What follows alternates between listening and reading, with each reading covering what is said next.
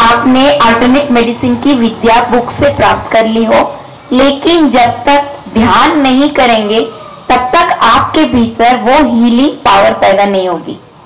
मैं आपको सबको बिल्कुल 100% एक बात के लिए सचेत करना चाहती हूँ कि जब तक आपके हृदय में ये भाव ना हो कि हम ईश्वर के मात्र इंस्ट्रूमेंट हैं और वह ईश्वर की दिव्य शक्ति इस इंस्ट्रूमेंट के थ्रू उस व्यक्ति को ठीक कर रही है, मैं करता नहीं हूं, इस ध्यान में केंद्रित होकर आप बाय चांस गलत पॉइंट प्रेस करने वाले भी हो तो आपका हाथ स्वतः ही गलत पॉइंट से सही पॉइंट की ओर चला जाएगा।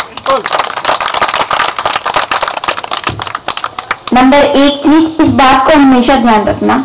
नंबर 2 चीज मैं ये कहना चाहती हूँ कि उस समय माइंड नहीं काम करता है।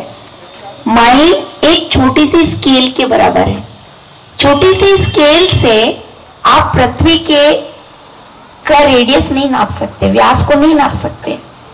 तो जब हम माइंड को सरेंडर करके ईश्वर में समर्पित होते हुए कार्य करते हैं, तब माइंड के अबव एक माइंड होता है जिसको हम इल्यूमिनेटेड माइंड कहते हैं, और उसके भी ऊपर माइंड होता है जिसको हम ओवर माइंड कहते हैं। हाँ, उससे भी ऊपर माइंड होता है, उसको हम सुपर माइंड कहते हैं, और उसके भी ऊपर माइंड होता है जिसको हम सुप्रा मेंटल फोर्स कहते हैं। तो माइंड तो हमारी बहुत छोटे से स्तर की चीज है। अगर हम इल्यूमिनेटेड माइंड को भी टच कर ले हमारे व्यक्तित्व में, तो हम अपने जीवन में कभी भी गलतियां नहीं करेंगे। तो ये बात इन्होंने 100 बात की एक बात कही कि बिना ध्यान के कोई भी ज्ञान व्यर्थ है, क्योंकि गीता में भी श्री कृष्ण जी ने कहा है कि कर्म से ज्ञान श्रेष्ठ है और ज्ञान से ध्यान श्रेष्ठ है, और ध्यान से भी श्रेष्ठ है कर्म फल का त्याग।